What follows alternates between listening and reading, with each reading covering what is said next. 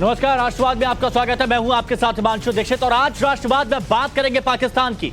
पाकिस्तान में इमरान खान ने दगाबाजी कर कौन सा खेल खेला, इस पर बात करेंगे। इमरान ने विपक्ष को ऐसा कैसा सरप्राइज दिया कि एक गेंद पे 3 विकेट बोल्ड हो गए। ना संविधान की लाज बची और ना ही अविश्वास प्रस्ताव पास हुआ। असेंबली में विपक्षी नेता पूरे विश्वास और नंबर गेम के साथ मौजूद थे। विपक्षी नेताओं को उम्मीद थी कि वो अविश्वास प्रस्ताव में नंबर की बाजी मार लेंगे, लेकिन उससे पहले ही इमरान खान ने ऐसा खेल खेला कि विपक्ष के अरमान धरे के धरे रह गए और इमरान खान ने बेईमानी से ही सही अपनी कुर्सी को बचा ली। स्पीकर ने अविश्वास प्रस्ताव गिरा दिया और संसद को 25 अप्रैल तक स्थगित कर दिया। और इसके बाद इमरान मुस्कुराते हुए मीडिया के सामने प्रकट हुए, देश के नाम संबोधन दिया और संसद भंग करने की बात कही।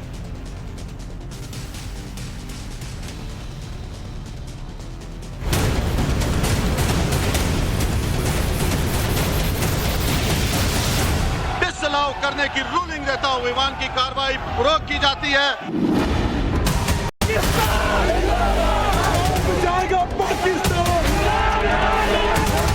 एडवाइस भेज दी है कि असेंबलियां डिसॉल्व करें। एक डेमोक्रेटिक सोसाइटी में हम डेमोक्रेट्स अवाम के पास जाएं, अवाम से इलेक्शंस हों, अवाम फैसला करे कि वो किसको चाहती है।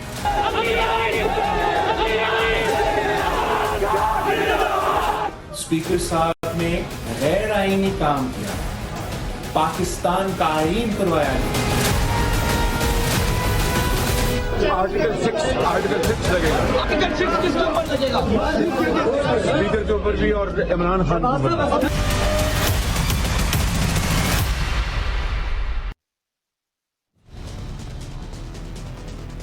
पाकिस्तान में अब आगे क्या होगा, यह बहुत बड़ा सवाल है। क्या पाकिस्तान में 3 महीने में असेंबली चुनाव होंगे?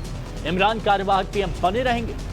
सुप्रीम कोर्ट मामले में दखल देगा या नहीं देगा, यह भी एक सवाल है कि सुप्रीम कोर्ट इस पूरे मामले में दखल देगा या फिर नहीं देगा। पीएम और स्पीकर पर आर्टिकल 6 लगेगा। ये वो सवाल हैं जिन पर बात की जाएगी और उठ भी रहे हैं ये सवाल। वहीं एक तरफ संसद के अंदर इमरान खान के खिलाफ विपक्षी नेता धरना प्रदर्शन कर रहे थे, तो वहीं दूसरी तरफ संसद के बाहर इमरान खान के समर्थक नारेबाजी कर रहे थे। तस्वीरों में आपको हम दिखाते हैं कि कैसे सदन के अंदर बत्ती गुल थी, लाइट बंद थी। यह सदन के अंदर की तस्वीर आप देख रहे हैं। यहां पर विपक्षी सांसद मौजूद हैं और अंधेरा है, इसीलिए मोबाइल की फ्लैश लाइट और टॉर्च जला के ये ऐसे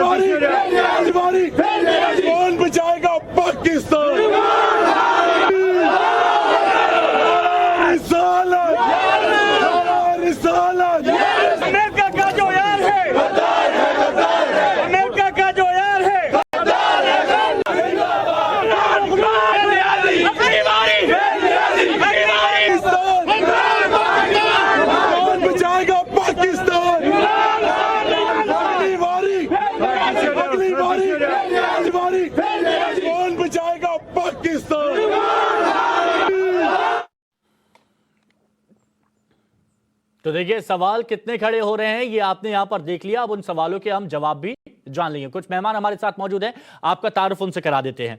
हमारे साथ में नटवर सिंह जी पूर्व विदेश मंत्री हैं, जुड़े हुए हैं। Major general retired GD Bakshi ji राजनीतिक विश्लेषक हैं, वो भी हमारे साथ में मौजूद हैं। डॉक्टर इशराद अहमद नेता हैं PMLN के, वो भी हमारे साथ में मौजूद हैं। रजा मुबीन अफजल साहब नेता PTI के, वो भी हमारे साथ में हैं। और भी कई मेहमान हमारे साथ जुड़ेंगे तो उनसे भी हम बात करेंगे। लेकिन सबसे पहले नटवर सिंह जी हमारे साथ में मौजूद हैं, पूर्व विदेश मंत्री हैं। नटवर सिंह जी, सर कभी आपने देखा है कि इस तरह के हालात किसी मुल्क में हुए हों, किसी देश में हुए हों, जहां संसद की बत्ती गुल हो जाए और वहां पर विपक्षी सांसद अंदर मोबाइल की लाइट जला रहे हैं? बहुत आश्चर्यजनक है। मैंने तो मैं काफ़ी उम्र हो गई है मेरी, मैंने कभी ऐसा नहीं देखा। मगर ये जो हुआ आज के जो इमरान साहब ने जो खेल खेला है जी। वो उन्होंने सारी जो उनकी अपोजिशन है 199 जिनके मेंबर हैं वो तो हक्का बक्का रह गए बिल्कुल। और अब देखिए सुप्रीम कोर्ट में क्या होता है और वो कब फैसला देते हैं, नहीं तो पाकिस्तान में हालत बहुत ख़राब होगी अंदरूनी। सर, आपके अनुभव से मैं जानना चाहता हूं कि जिस तरह के हालात इमरान खान ने बना दिए हैं यहां पर, उससे पाकिस्तान पर कितना फर्क पड़ेगा?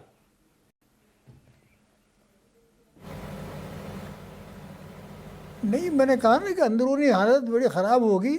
एक अच्छी बात है कि फ़ौज ने ये कह दिया है कि वो बिल्कुल दखल नहीं देंगे, क्योंकि अगर फ़ौज दखल देती तो फिर तो वो डिक्टेटरशिप हो जाती वहाँ। अब उन्होंने कह दिया है कि भाई 90 दिन के बाद चुनाव होंगे। अब पता नहीं होंगे कि नहीं होंगे, उसके दरमियान क्या होगा, अंदरूनी हालत क्या होगी, विपक्ष के लोग सड़क पे आएंगे, वो हड़ताल करेंगे, क्या करेंगे, ये देखना पड़ेगा। अगले 2-4 दिनों के अंदर पता लग जाएगा। ठीक है, मेजर जनरल जी.डी. बख्शी जी भी हमारे साथ हैं। जनरल ने और डिप्टी ने तो इस्तीफा दे दिया है। बख्शी सर, जी बिल्कुल, पाकिस्तान की तरफ से कहा जा रहा है कि इमरान खान ने एक बॉल पर 3 विकेट ले लिए और ये कारनामा तो आज तक हमने देखा नहीं, लेकिन वो कह रहे हैं कि इमरान खान ने ऐसा कर दिया है, सब विपक्षियों को चारों खाने चित कर दिया है।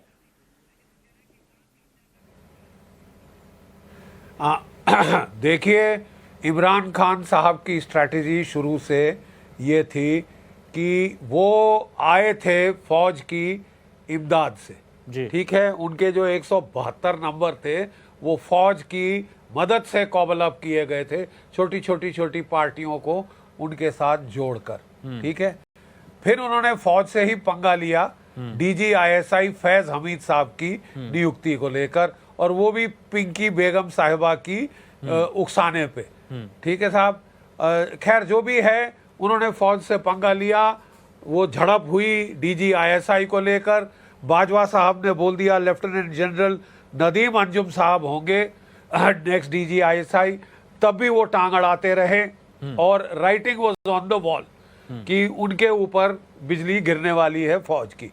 तो उन्होंने सोचा अगर मेरे को जाना ही है तो क्यों ना मैं सियासी शहीद बन के जाऊं, सियासी शहीद, कि मैंने फौज से पंगा लिया, मैंने अमेरिका से पंगा लिया। देखिए, वो कहते हैं 3 A's हैं जो पाकिस्तान को चलाते हैं, आर्मी, अल्लाह और America, not necessarily in that order, ठीक है।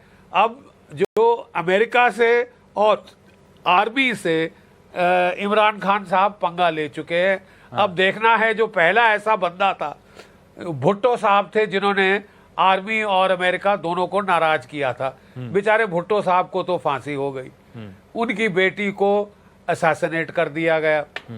अब ये देखना है कि जो चैलेंज एक सिविलियन लीडर ने पाकिस्तान की फौज को और अमेरिका की CIA को दिया है, उसका अंजाम क्या होता है। नंबर 1, वो ओवर द हेड अपील कर रहे थे अपनी पार्लियामेंट के, अपनी फौज के, to the people of Pakistan. एक टाइम पे तो उन्होंने एक वहां पे अरब स्प्रिंग जैसी बोला कि सारे यूथ निकल के सड़कों पे आ जाएं। अभी तक तो खैर ऐसा कुछ हमने देखा नहीं, लेकिन आज उन्होंने बड़ी भारी गुगली प्ले करी। अच्छा। आर्टिकल 5 के नीचे उनके लॉ मिनिस्टर ने बोला कि जो तमाम ऑपोजिशन है, वो तमाम जो मेरे सांसद हैं जो कि मेरी पार्टी छोड़ के गए हैं, वो देशद्रोही है। अच्छा। वो उन्होंने ट्रीजन की है। ये साहब, ट्रीजन एक बड़ा भारी चार्ज होता है किसी भी डेमोक्रेसी क्या किसी भी मुल्क में। तो क्या ये केवल एक लॉ मिनिस्टर के कहने से तमाम ऑपोजिशन, तमाम उनके जो लोग उनके बरखिलाफ हो गए, वो ट्रीजनस बन जाते हैं कि नहीं? ये एक मुद्दा है जो पाकिस्तान की सुप्रीम कोर्ट फैसला करेगी। उसके बाद आर्टिकल 67 जो है वो उनका कहता है कि जो भी फैसले जो असेंबली में लिए जाते हैं, सुप्रीम कोर्ट उनको चैलेंज नहीं कर सकती। लेकिन ये जो ट्रीजनस मामला है, ये मेरे ख्याल सुप्रीम कोर्ट को इनकी देखना पड़ेगा। क्या एक लॉ मिनिस्टर के कहने से तमाम ऑपोजिशन के बंदे जो उनके इलेक्टेड रिप्रेजेंटेटिव्स हैं, उनकी तहरीके इंसाफ पार्टी के जो बंदे जो उनके बरखिलाफ जा चुके हैं, क्या वो ट्रीजनस बन जाते हैं? ट्रीजन का चार्ज प्रूव करना भी कोर्ट ऑफ लॉ में मुश्किल होता है। हाँ। क्या केवल एक लॉ मिनिस्टर के कहने से तमाम ऑपोजिशन को आप ट्रीजन बना सकते हैं? ये मैं समझता अच्छा, हूं कि रजा सुप्रीम साहब कोर्ट से आज और फैसला रजा देगी। साहब से ठीक है और साहब? अहमद साहब से जो हमारे साथ में डॉक्टर इशरत अहमद साहब जुड़े हैं, इनसे मैं जवाब लूंगा, लेकिन एक छोटा सा रिएक्शन और मैं जरूर नटवर जी का ले लेता हूं। नटवर सर, देखिए, ये जो कहा जाता है कि आपने देखा है पाकिस्तान के साथ कैसे क्या संबंध रहे हैं, और पाकिस्तान में कभी भी सरकार पूरी नहीं चली है। जनता चाहती है कि कोई ऐसा वजीर आजम आए जो पाकिस्तान की आवाम को आगे लेकर जाए, मुल्क की तरक्की करे, मुल्क को आगे ले जाए, लेकिन हर बार लड़ाई चलती है सत्ता की, और उस लड़ाई में नुकसान होता है आम जनता का। क्या कभी पाकिस्तान की जनता का भला हो पाएगा आने वाले वक्त में? आपको आसार लगते हैं?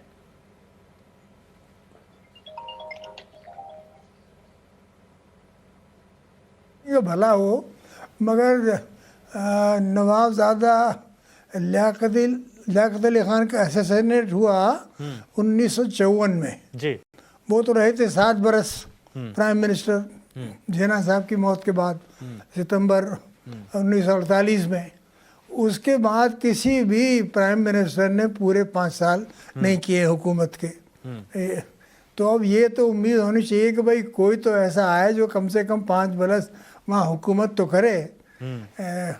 मगर वो ऐसा है कि इस आज तक जी, और मैं इसको बड़े अदब से कहता हूँ कि डेमोक्रेसी ने पाकिस्तान में जड़ नहीं पकड़ी है, हिंदुस्तान में जड़ पकड़ ली है। हमारे यहाँ फौज दखल देती कभी कभी नहीं है, पाकिस्तान में हर दफा फौज देती है। ये पहला मौका है, ये पहला होगा शायद, मुझे याद नहीं। उन्होंने कहा है कि भाई हम इसमें नहीं फंसेंगे। अच्छा। मगर अगर चीज़ ये जो हालात हैं हाथ से निकल गए तो फौज दखल दे देगी। बिल्कुल, ये बड़ी दिक्कत वाली बात आती है। अब जरा हमारे जो पाकिस्तान से मेहमान हमारे साथ में जुड़े हुए हैं, डॉक्टर इशरत अहमद साहब, आज सुबह से ही कह रहे थे इमरान खान, कल से कह रहे थे कि सरप्राइज देंगे, सरप्राइज देंगे। अब इमरान खान पूछ रहे हैं कैसा लगा मेरा सरप्राइज? मैं भी पिछले 1 हफ्ते से यही कह रहा था कि इनका सरप्राइज यही होगा, या इस्तीफा देंगे, या असेंबली तोड़ेंगे, या कोई ना कोई ऐसा काम करेंगे जो दाग बनेगा हमारे पाकिस्तान के जी लिए। तो वो उन्होंने करके दिखा दिया। अभी उसका रिलीफ देगी सुप्रीम कोर्ट दिखाएगी उसका। दूसरी बात यह है कि बिल्कुल जो वो आप लोग कहते हैं ना, सीमाएं लेकिन सर एक चीज बताइए, आपने सुप्रीम कोर्ट का जिक्र किया, मैं आपकी बात को कंप्लीट करूंगा, लेकिन जैसे बख्शी सर ने एक बात कही कि शेख रशीद साहब कह रहे हैं गृह मंत्री की सुप्रीम कोर्ट नहीं करेगी इंटरवीन इस मामले में।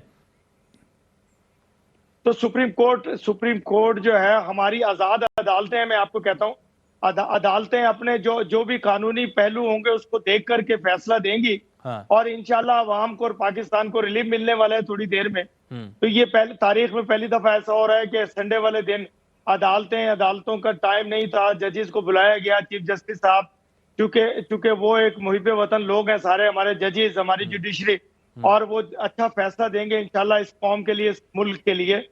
और जो कुछ इन्होंने गलतियां की उसको सुधारेगी अदालतें हमारी अब इंशाल्लाह। और अपना ये आप लोग जो बार बार जनरल साहब भी कहते हैं, आपके जो भी लोग बैठे हैं आपके पैनल के, कि जी हमारी कोई आर्मी का कोई ताल्लुक कोई लेना देना नहीं। अगर इनका हमारी आर्मी का लेना देना होता तो इतनी जरूरत ना होती किसी की कोई बात करे। तो इसलिए आजाद अदालतें, आजाद जनता है, आजाद हमारी इस वक्त हमारी असेंबली भी आजाद है। और जो कुछ होने जा रहा है वो देखेंगे आप। तीसरी बात ये कर रहे थे कि खान साहब के लिए लोग निकलेंगे सड़कों पर। उससे पहले जीडी बख्शी सर से एक रिएक्शन, सर मैं आपकी बात को कंप्लीट करूंगा, लेकिन एक रिएक्शन बहुत जरूरी है, क्योंकि हर कोई ये कहता है कि जो भी होता है वो पाकिस्तान आर्मी की सरपरस्ती में होता है, जब तक वो ना चाहे तो पाकिस्तान में पत्ता नहीं हिलता, इस तरह की बातें की जाती है। लेकिन आज पाकिस्तान की आर्मी की तरफ से कहा गया है कि ये सब राजनीतिक प्रक्रिया है, सेना का कोई लेना देना नहीं है। इस पर सर आपका रिएक्शन? हाँ, देखिए, पाकिस्तान की फौज ने 30 साल डायरेक्ट रूल किया है, उसके बाद वो बहुत स्मार्ट हो गए हैं। वो समझ गए हैं कि अगर हम डायरेक्ट रूल करें तो सारी दुनिया का प्रेशर, अमेरिका का प्रेशर हमारे ऊपर आता है, हमको झेलना पड़ता है। इसलिए उनका जो नया पैंतरा ये है कि वो मुखौटे आगे रखते हैं, वो फसाद डेमोक्रेटिक आगे रखते हैं, एक प्रोटेजे अपना पॉलिटिकल चुनते हैं, उसको प्राइम मिनिस्टर बना दिया जाता है। जब वो टॉक्सिक हो जाता है या फौज को ही आंखें दिखाता है, उसको उठा के छिटक के बाहर कर दिया जाता है, जैसे दूध से मक्खी। ठीक है साहब। हाँ। अब वो डायरेक्टली थोड़ी ना इंटरफेयर करेंगे। हाँ। वो सबके सामने थोड़ी ना इंटरफेयर करेंगे। हाँ। लेकिन फ्रॉम बिहाइंड द स्टेज सब लोग जानते हैं कि कौन जो है वो कठपुतलियां नचा रहा है जी, पपेटियर कौन है, ये तो पूरी दुनिया जानती है ना साहब। हाँ। वो कह के नहीं बोलेंगे कि हम इंटरवीन कर रहे हैं, लेकिन बात ऐसी है साहब कि आईएसआई के पास बहुत स्लश फंड्स हैं जिससे वो वोटरों को खरीद सकती है, जिससे वो सांसदों को खरीदती है और मजबूर करती है कि यहाँ जाएं, ये कहें, वो कहें, ये कहें। जी जी। पाकिस्तान, आई एम सॉरी, जैसे हमारे नटवर सिंह साहब ने बिल्कुल ठीक फरमाया, ठीक है, मैं पूरा उनके साथ। अच्छा, हमारे साथ में एक और मेहमान इस वक्त जुड़ चुके हैं सर। एक और मेहमान पाकिस्तान से हमारे साथ जुड़ चुके हैं, बैरिस्टर आमिर हसन साहब। डेमोक्रेसी वहां पे रूट ले, बिल्कुल, पाकिस्तान पीपल पार्टी PPP से हमारे साथ में जुड़ चुके हैं कि वो किसको चाहते हैं। बैरिस्टर साहब, एक बात सच बताइएगा कि 12 बजे से पहले और 12 बजे के बाद जज्बात कितने बदले? बहुत शुक्रिया जी। देखिए, हम लोग ये देख रहे थे कि प्राइम मिनिस्टर इमरान खान की तरफ से कोई ऐसा ही अनहोना फैसला हो सकता है, और हम इस ऑप्शन को भी देखे हुए थे कि पार्लियामेंट के इजलास को इस तरह ये करेंगे, सैबोटेज। लेकिन मैं जितने गेस्ट आपके इंडिया से हैं और आपसे भी, एक मेरी रिक्वेस्ट होगी कि अगर हम लोग पॉलिटिकल सिस्टम के ऊपर विदाउट बायसेस गुफ्तगू करें और उस पर डिस्कशन करें तो वो ज्यादा फ्रूटफुल होगी, बजाय हम एक दूसरे के खिलाफ प्रोपेगेंडा करने के। सर, यहाँ से क्वालिटी मिलेगी। मेरी बात सुन लें, मेरी बात सुन लें। देखें, अगर मैं मानता हूं कि पाकिस्तान के अंदर डेमोक्रेटिक वैल्यूज उस तरह आगे नहीं बढ़ी हैं, मैं ये भी मानता हूं कि डेमोक्रेसी को यहाँ पे खतरा रहा है, लेकिन इसमें आप एक चीज तो पाकिस्तान की जनता को, अवाम को और द पीपल ऑफ पाकिस्तान जो हैं उन्हें एक क्रेडिट देंगे कि आपने आजादी की एक जंग लड़ी है बिफोर 47 अंग्रेजों के खिलाफ। हमने उसके बाद जमहूरियत की 4 दफा जंगें लड़ी हैं कौम ने, और उसमें जानें भी दी हैं, हमारे लीडर्स ने दी हैं। शहीद जुल्फिकार अली भुट्टो ने तख्तादार पे गया है, फांसी पे गया है, और मोहतरमा बेनजीर भुट्टो ने शहादत ली है। हाँ। तो मैं समझता हूं कि पॉजिटिव चीजों के साथ करेंगे तो एज नेबर्स हम एक दूसरे को फैसिलिटेट कर सकते हैं। बैरिस्टर हसन साहब, ये हम लगातार कोशिश भी कर रहे हैं, और इसी दौरान एक बड़ी खबर है, वो भी मैं यहाँ पर बता दूं कि मरियम नवाज की तरफ से निशाना साधा गया है इमरान खान पर, और उनका कहना है कि इमरान का ड्रामा अब खत्म हो गया है, इमरान खान सत्ता के नशे में धुत है, इमरान खान की कहानी अब खत्म हो चुकी है। ये देखिए, ये ऑफिशियल ट्विटर हैंडल से ट्वीट किया है मरियम नवाज शरीफ ने, और उन्होंने कहा है कि इमरान का ड्रामा अब खत्म, सत्ता के नशे में धुत है इमरान खान, और अब उनकी कहानी खत्म हो चुकी है। और जो सियासी ड्रामा अब तक हुआ है पाकिस्तान में, सिलसिलेवार तरीके से उससे जुड़ी एक रिपोर्ट देखिए, उसके बाद सभी मेहमान हमारे साथ जुड़े हैं, उनसे बात करेंगे आगे।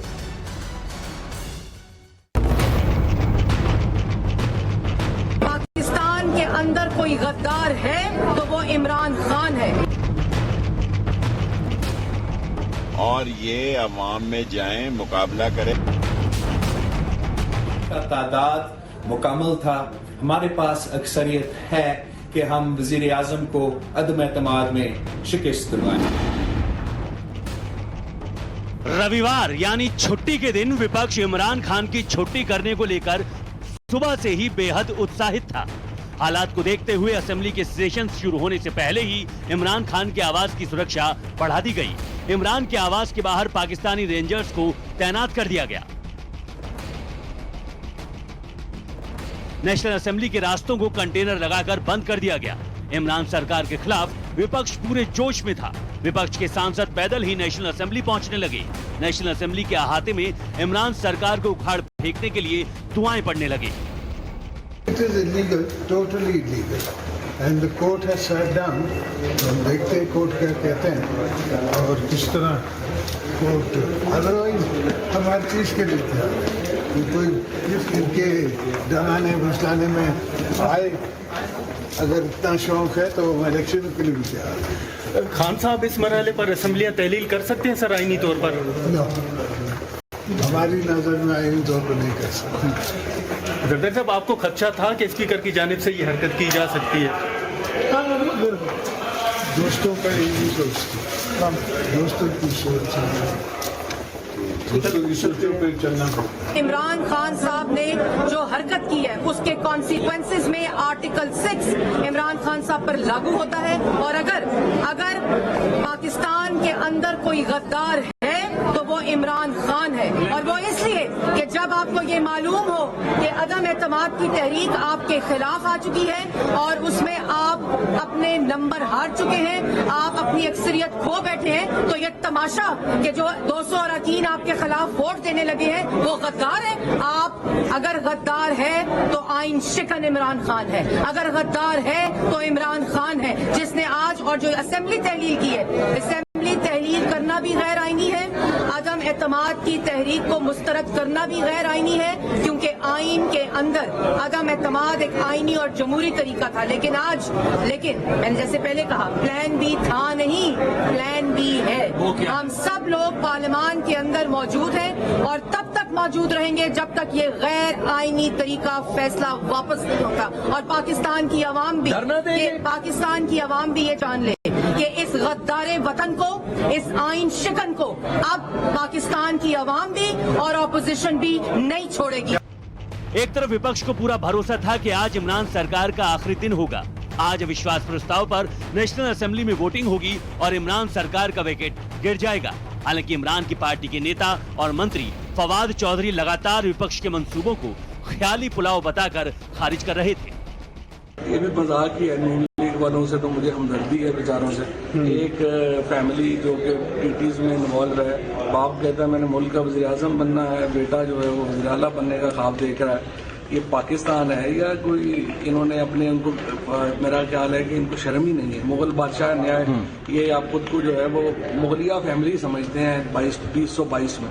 पाकिस्तान के लोगों को इन लोगों की शक्लों से नफरत है। बाकी दिनों से रविवार को नेशनल असेंबली का सेशन 45 मिनट देरी से शुरू हुआ, लेकिन इससे पहले कि फील्डिंग सजाकर विपक्ष नंबर गेम में इमरान को आउट कर पाता, इमरान के मंत्री का संबोधन हुआ और संबोधन के तुरंत बाद स्पीकर ने अविश्वास प्रस्ताव रद्द कर सबसे बड़ा खेल कर दिया। माना जाता है कि पाकिस्तान में सेना की मंजूरी के बिना पत्ता भी नहीं हिलता। हालांकि इस पूरे घटनाक्रम के बाद सेना ने अपना बयान जारी कर कहा है कि उसका इससे कुछ भी लेना देना नहीं है। लेकिन आखिरी पलों में इमरान की चालबाजी काम कर गई और इमरान ने मैच जीतने जा रहे विपक्ष को गेम से ही बाहर कर दिया। इस्लामाबाद से कसवर कलासरा के साथ ब्यूरो रिपोर्ट, टाइम्स नाउ नव भारत। और इस दौरान एक बड़ी खबर आपको बता दें, इमरान के मंत्री शेख रशीद का बयान आया है और कह रहे हैं कि हम चुनाव के लिए तैयार हैं, सुप्रीम कोर्ट का हर फैसला मंजूर है, इमरान खान को एक बार फिर से प्रधानमंत्री बनाएंगे और पाकिस्तान में खुशी का माहौल लाएंगे। ये शेख रशीद की तरफ से बयान आया है। मेरे साथ मेहमान लगातार जुड़े हुए हैं तो उनसे भी बात कर लेते हैं। डॉक्टर इरशाद अहमद साहब, ये ब्रेकिंग पढ़ते पढ़ते हल्की सी हंसी आ गई मुझे, क्योंकि उसमें लिखा था कि पाकिस्तान में एक बार फिर से खुशी का माहौल लाएंगे। अरे ये तो चुनाव के लिए तैयार है, जनता से तो पूछ लेते एक बार। ये एक ऐसा भयानक ख्वाब है ये इमरान खान की हुकूमत और शेख रशीद साहब और इनके सारे साथी। मैं ये कह रहा हूं कि आपको अल्लाह ताला इनसे बचाए। ये आवाम में जाएंगे तो आवाम को किस मुंह से जाएंगे, वोट किससे मांगेंगे, वोट देगा कौन को? फरिश्ते ही डालेंगे इनको वोट। इनको वोट आवाम नहीं डालेगी, आवाम की ना सपोर्ट है ना वोट है अब इनको। इंशाल्लाह ये अब शेख रशीद साहब अब यात्रा पे जाएं और अल्लाह अल्लाह करें, क्योंकि इनकी उम्र,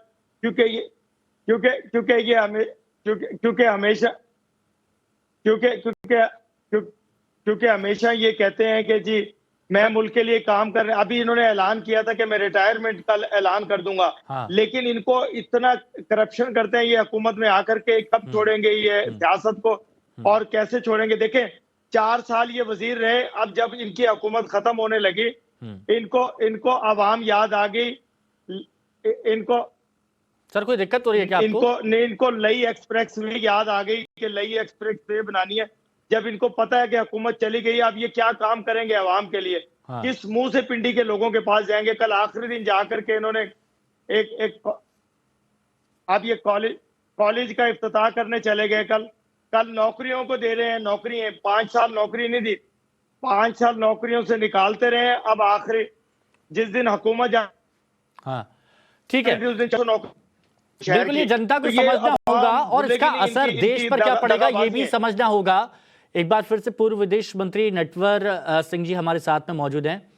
सर, एक मुल्क के नाते जब मुल्क का वजीर आजम इस तरह से लोकतंत्र की प्रक्रिया का मजाक उड़ाए, मखौल उड़ा दे, बाकी के पड़ोसी मुल्कों पर, संबंधों पर या फिर उस देश की छवि पर कितना असर पड़ता है?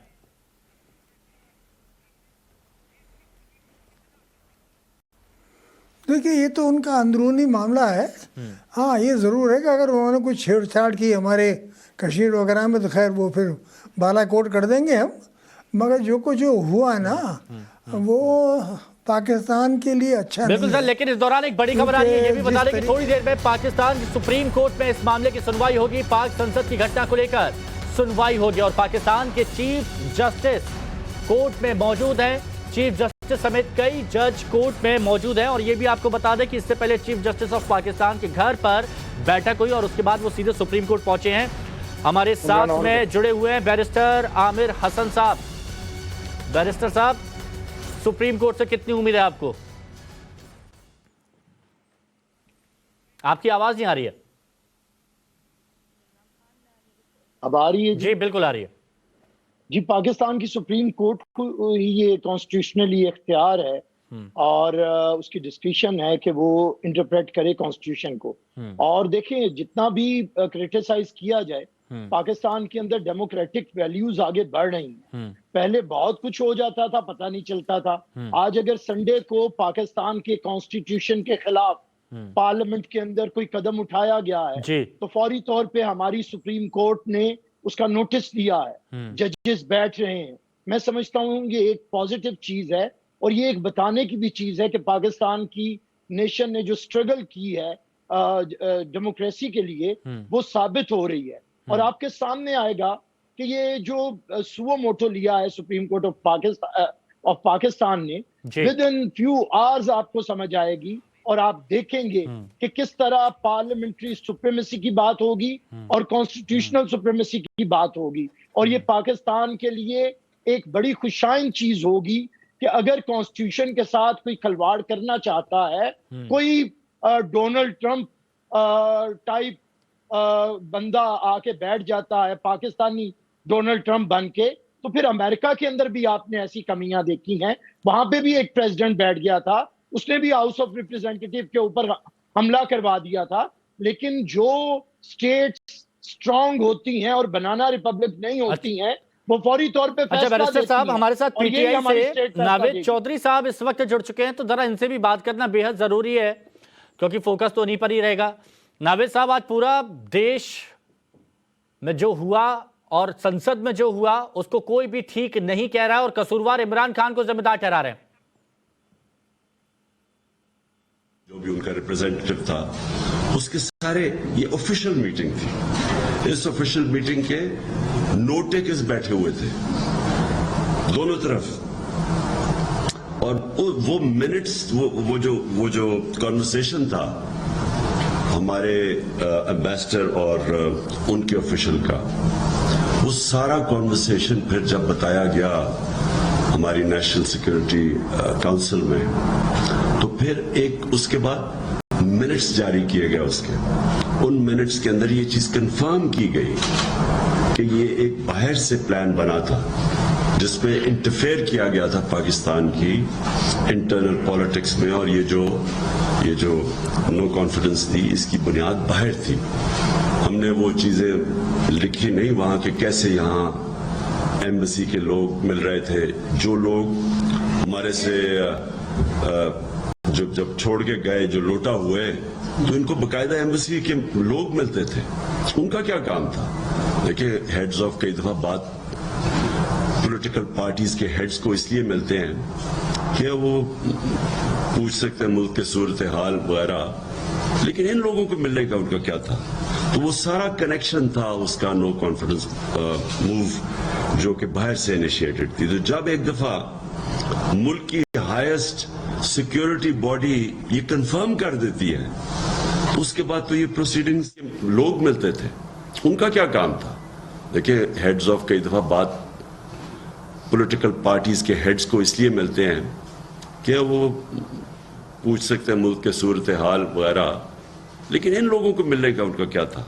तो वो सारा कनेक्शन था उसका नो कॉन्फिडेंस मूव जो कि बाहर से इनिशिएटेड थी। तो जब एक दफा मुल्क की हाईएस्ट सिक्योरिटी बॉडी ये कंफर्म कर देती है, तो उसके बाद तो ये प्रोसीडिंग्स ये इररेलेवेंट थी कि नंबर्स कितने हैं।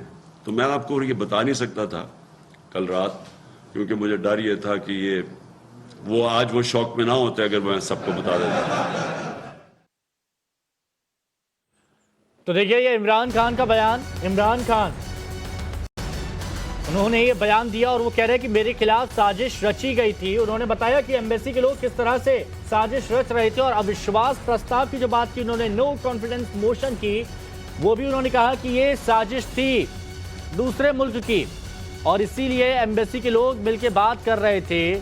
आप एक देश के उच्च अधिकारी से बात करते हैं, आप नेताओं से बात करते हैं, लेकिन इन लोगों से बात करने का क्या औचित्य था, ये बात की जा रही थी। मैं बात कर लेता हूं सीधे, नावेद चौधरी हमारे साथ जुड़े हुए हैं, पीटीआई के नेता हैं। नावेद साहब, क्या कहेंगे आप? सबसे पहले तो इस पर यह बताइए कि किस देश ने क्या साजिश रची जो इमरान खान बोल रहे हैं? सबसे पहले तो आपका शुक्रिया है कि ऑनलाइन लिया और स्टूडियो। अच्छा, मैं आज का दिन जो पाकिस्तान एक दिन है, वो जो नावेद साहब आपकी आवाज साफ नहीं आ रही है, एक बार किसी न किसी तरीके से, चाहे वो भुट्टो की हो, चाहे ज़िया की दौर में हो, चाहे नवाज शरीफ के साथ हो, चाहे बेनजीर के साथ हो, आज जब वो इमरान खान के साथ हो रही तो इस बंदे ने स्टैंड लिया। अब बात देखिए कि पाकिस्तान एक खुद मुख्तार कंट्री है, वो एक ऐसा मुल्क है जो सिविलियन है, उसके अपना कॉन्स्टिट्यूशन है, वो आज से नहीं 74 साल से उस मुल्क में वजूद में आया हुआ है। आप मुझे बताएं, अगर आपके प्राइम मिनिस्टर भारत के उनको बुला के या उनके किसी सफीर को बुला के कह दिया जाए भाई आपके ये जो मोदी है ये हमारी लाइन लेंथ पे नहीं चल रहा, अगर ये नहीं करेगा तो हम उसको हटा देंगे, अगर ये करेगा तो चलता रहेगा।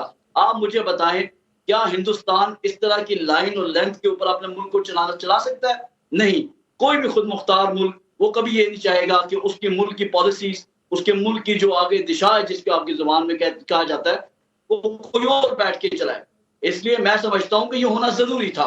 ये इसलिए नहीं है कि इमरान खान जो है प्राइम मिनिस्टर बच जाए। इमरान खान ने आज पाकिस्तान को बचाया है, उसने आने वाले मुल्कों की कि ये जो हमारे ममालिक है उन पर क्या इन्फ्लुएंस जाएगा, ये तो ये इन्फ्लुएंस जाएगा कि आप अपने कॉन्स्टिट्यूशन के साथ खड़े रहें, आप अपने लॉ के साथ खड़े रहें। आर्टिकल 6 की बात करने वालों को भारत वो मुल्क है, भारत वो मुल्क है जहाँ के नेताओं में इच्छा शक्ति है और जहाँ भारत वो मुल्क है जहां लोकतंत्र को हमेशा सबसे आगे रखा जाता है। तो यहां पर इस तरह की बात तो शायद बेईमानी होगी, लेकिन इसका मैं जवाब जरूर ले लेता हूं जिसके हमारे साथ में जुड़े हुए हैं और उनसे हम बात भी कर रहे थे।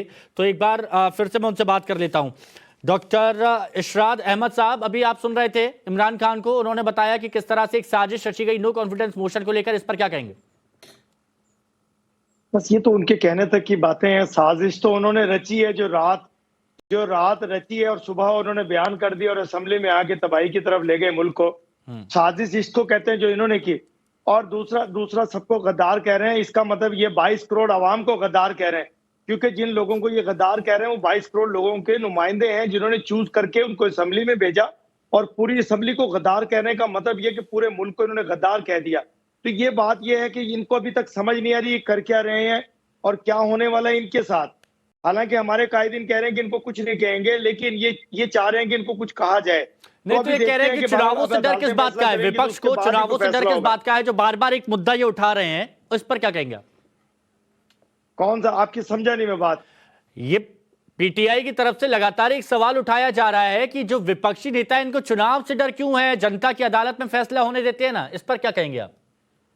तो जनता की अदालत तो जनता, बात यह है कि हम ये कह रहे हैं कि जनता के पास पहुंचे भी तो कुछ तरीके से पहुंचे ना, इस तरीके से ब्लैकमेलिंग के तरीके से हम नहीं पहुंचना चाहते। हम चाहते हैं कि पहले इनको गद्दार को गद्दार साबित करें, जो दूसरों को गद्दार कह रहे हैं, उसके बाद फिर अवाम के पास जाएं हम। अवाम हमारे साथ है, हमें जाना नहीं पड़ेगा, अवाम हमारे साथ खड़ी है, कंधे के साथ कंधा जोड़ करके।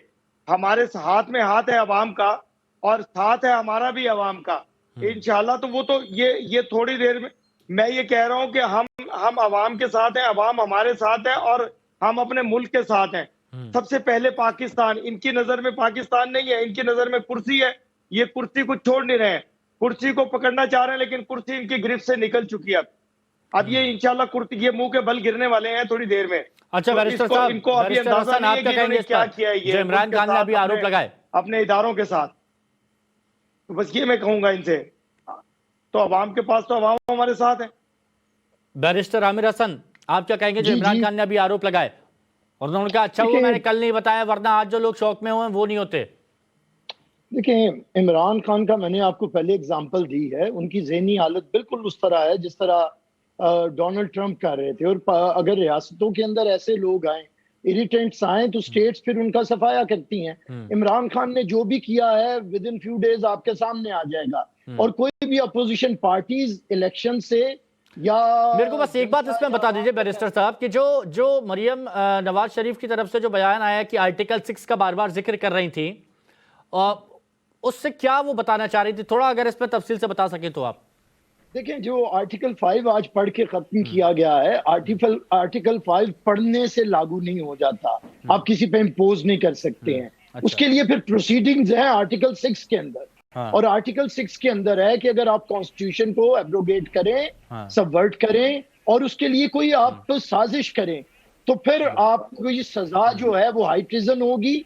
और ये पार्लियामेंट देती है, ये कोई अदालत नहीं देती है। तो अगर ये आर्टिकल 5 की बात है तो किसी और ने नहीं की, सिर्फ पढ़ने से तो आप किसी को गद्दार नहीं कह सकते। और पीपल्स पार्टी वो पार्टी है जिसने हम किसी को गद्दारी के सर्टिफिकेट नहीं बांटते हैं। अच्छा। आपको याद होगा, हम हमेशा देखें, हम एक जिम्मेदार पॉलिटिकल पार्टी हैं। हमने 4 डिक्टेटर्स लेकिन ये जनता के सामने जिम्मेदारी तय करनी होगी हर राजनीतिक दल को। जीडी बख्शी जी भी हमारे साथ में हैं।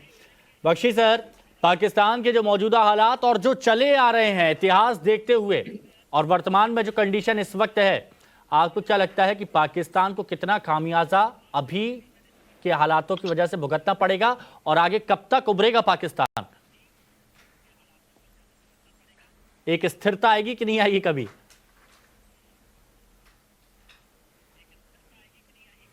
सर आपकी आवाज नहीं आ रही।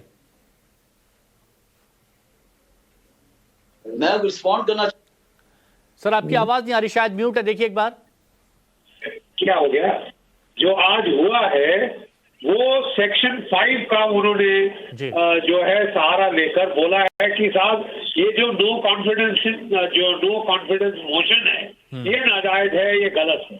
देखिए, मुझे एक ही समझ नहीं आई कि एक डेमोक्रेसी में कानून मंत्री पार्लियामेंट में खड़े हों और बोले कि साहब ये सारे लोग जो हैं ये इन्होंने देश के खिलाफ गद्दारी की। कौन कौन शामिल है? तमाम ऑपोजिशन पार्टी और आपके मुल्क के वो लोग, आपकी तहरीके इंसाफ पार्टी के वो बंदे जो इस पार्टी का साथ छोड़ के विपक्ष के साथ इस मुद्दे पर हो गए हैं। ये तो बड़ी हैरत की बात है साहब कि ट्रीजन किसी को प्रूव करना, ट्रीजन का चार्ज, ये बड़ा मुश्किल होता है हमारी किसी भी कोर्ट में। ट्रीजन का charge is not a easy charge to prove. तो क्या एक आपका लॉ मिनिस्टर पार्लियामेंट में खड़ा होके बोल सकता है तमाम ऑपोजिशन पार्टी, तमाम each and every opposition party? जी बिल्कुल बिल्कुल बिल्कुल बिल्कुल, ठीक है सर। और ये कहा जा सकता है, बिल्कुल सर, एक बार फिर मैं आपके पास आऊंगा, लेकिन जो कहा जा रहा है कि इमरान खान ने आज जो झूठ बोले हैं उससे जुड़ी एक रिपोर्ट जरा दर्शकों तक पहुंचाते हैं।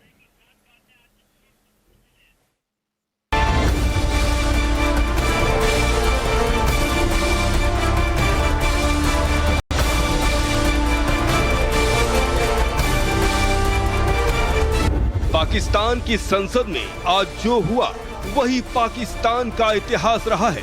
छल, कपट और झूठ पाकिस्तान की सत्ता में रहने वालों की हकीकत है और उसी परंपरा को इमरान खान ने निभा ही दिया।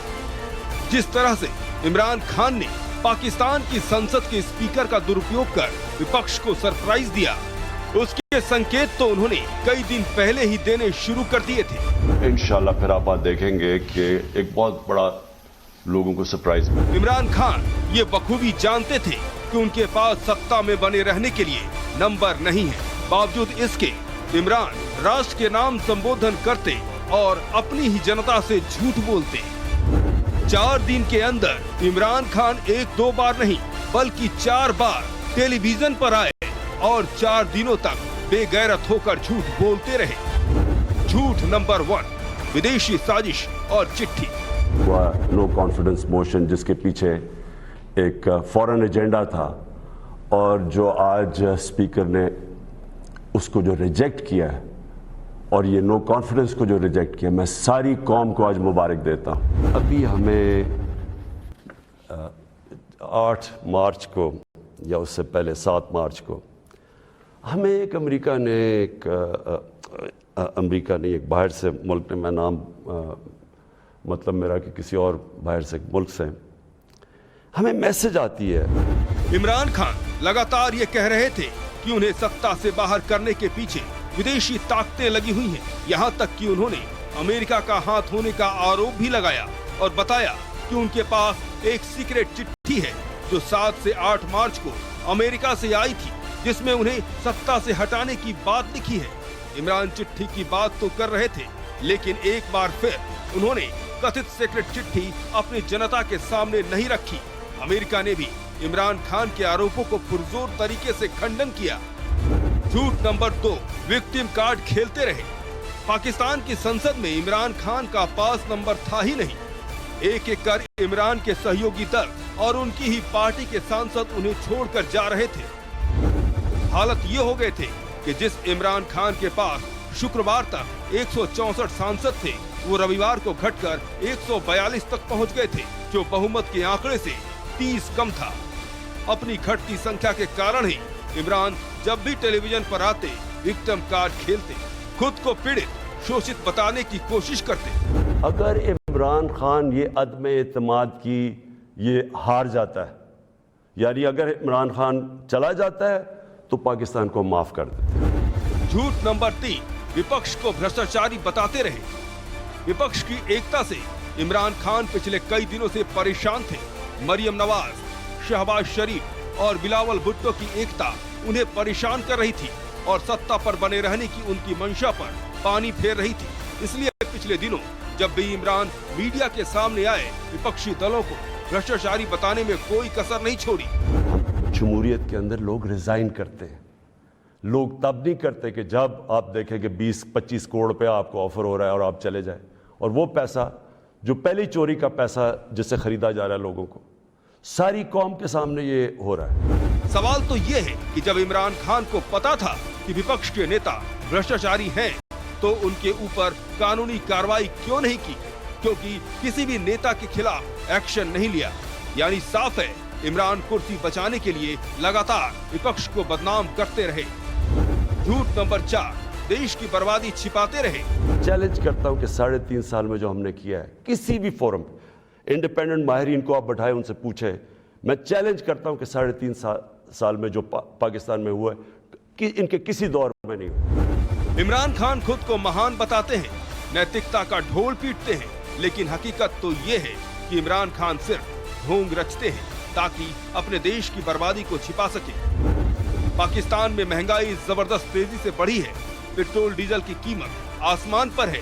बेरोजगारी दर भी ज्यादा है। पाकिस्तान पर भारी भरकम अंतर्राष्ट्रीय कर्ज है। पाकिस्तान की अर्थव्यवस्था तबाह है। पाकिस्तान में इसी स्याह हकीकत पर इमरान खान ने आंखों पर पट्टी बांध ली है और कुर्सी पट्टी के रहने के लिए उन्होंने छल का सहारा लिया। अब पाकिस्तान में फिर से चुनाव होंगे, लेकिन आगे आने वाले चुनाव में इमरान का हिसाब वहां की जनता जरूर करेगी। पाकिस्तान से कसवर कलासरा के साथ bureau report, times of Navbharat. तो ये रिपोर्ट आपने देख ली होगी। सभी मेहमान हमारे साथ जुड़े हुए हैं। नवीद चौधरी जी भी हैं पीटीआई से। नवीद चौधरी साहब, जरा ये बता दीजिए कि कितने लोगों को कितने करोड़ दिए गए हैं? आपको तो सारी जानकारी है।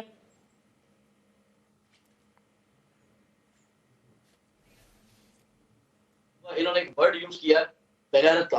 तो मेरे ख्याल से जब आप किसी भी मुल्क के प्राइम मिनिस्टर के बारे में बात कर रहे हो तो मैं भी बैठ के बात कर रहा हूँ और बड़े इज्जत एहतराम के साथ कर रहा हूँ। तो काइंडली जब ऐसा आप इंट्रो बनाते हैं तो लेट देम नो कि you are talking about some prime minister and he is the prime minister of Pakistan. Secondly मैं बात करता हूँ कि किसको कितना दिया गया, वो उतना दिया गया कि आप वो पीछे पड़ गए, जिनको दिया वो कहते हैं हमारे पैसे वापस करो। इलेक्शन तो हुए कोई नहीं है, हमारे तो पैसे भी खा गए। तो मतलब आपको नाम और लिस्ट आप लोगों ने तैयार कर रखी है ना, आपको पता है ना कौन है कौन नहीं है। पिछले 7-8 मिनट से बैठ के आपकी गुफ्तगू सुन रहा हूँ, बड़े आराम से सुन रहा हूँ। मुझे भी मौका दीजिए कि मैं अपना पॉइंट दूं। आपने मुझे ठीक है, मैं दे रहा हूँ आपको। आप ये बताइए लिस्ट में आपके पास नाम है कि नहीं है? जी बिल्कुल है, हमारे पास लिस्ट में नाम है। ये आज जो सारा खिलवाड़ आप देख रहे हो ना, ये जो चोरा है, यहाँ क्या हुआ है बैठे बैठे इनको कि यही लोग पाकिस्तान तहरीक इंसाफ की टिकट लेने के लिए खान साहब के बच्चा के पास लाइनें बनाते बैठे होते थे। यही आज से 15-20 दिन मिनिस्ट्रियां मांग रहे थे, यही लोग बैठ के कहते थे। चौधरी जी, मैं सीरियसली बोल रहा हूँ, यहाँ के दर्शक, यहाँ के मुल्क की जनता ये बात जानना चाहती है। जब आपको पता है कि भ्रष्टाचार हो रहा है, आपके पास नाम है, लिस्ट है, सबूत है, तो क्यों नहीं उन पर कार्रवाई की आप लोगों ने? बताओ, जब इंडिया में और इंडियन मीडिया रो रहा होता है, आपने कार्रवाई क्यों नहीं की? मुझे ये बताइए, क्या वहां पर इमरान सरकार की चलती नहीं थी क्या? अरे एक बात बता दीजिए, जब आपके पास भ्रष्टाचारियों के नाम थे तो आपने कार्रवाई क्यों नहीं की? मैं बता रहा हूँ आपको, आप रुक जाएं। हमने कॉन्स्टिट्यूशनली सारा काम किया, हमने के खिलाफ माफ कीजिएगा, जैसे ही आपने बोला कि कॉन्स्टिट्यूशनली, जैसे ही आपने बोला कॉन्स्टिट्यूशनली, मेरे को बहुत तेज हंसी आ गई। मैं सीरियसली बोल रहा हूं, मैं कंट्रोल नहीं कर पाया। चलिए कोई नहीं। आमिर हसन साहब, बैरिस्टर आमिर हसन साहब हमारे साथ जुड़े हुए हैं। कॉन्स्टिट्यूशनली इनने काम किया है बैरिस्टर साहब? देखिए, मेरे ख्याल से ये फैसला तो ना टीवी टॉक शो में ये बैठ के करेंगे, ना मैं करूंगा, और ये सुप्रीम कोर्ट ऑफ पाकिस्तान का काम है। और अगर ये इतना कॉन्स्टिट्यूशनल फैसला होता तो फौरी तौर पे सुप्रीम कोर्ट इसका सुओ मोटो लेके बैठ ना जाती।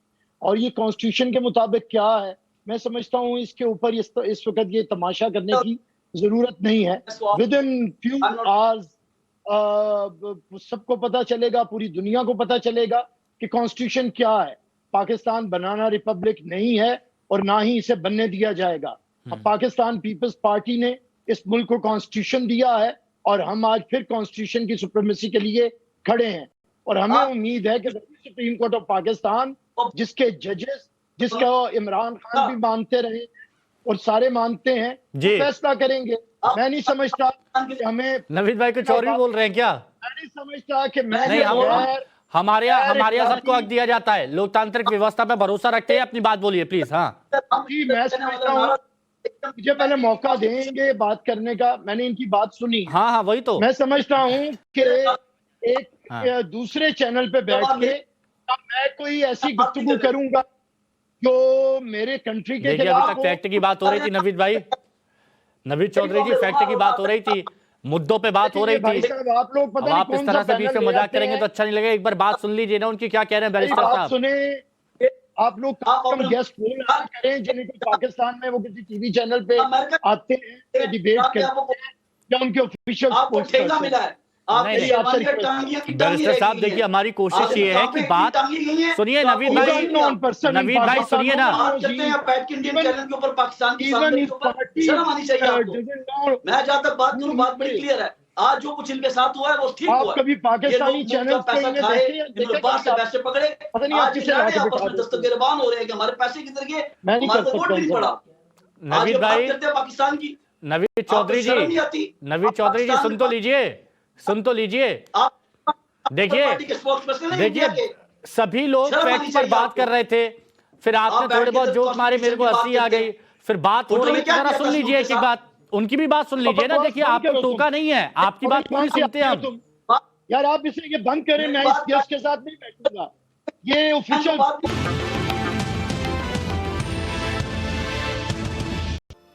क्यों राजू भैया, दुकान का काम खत्म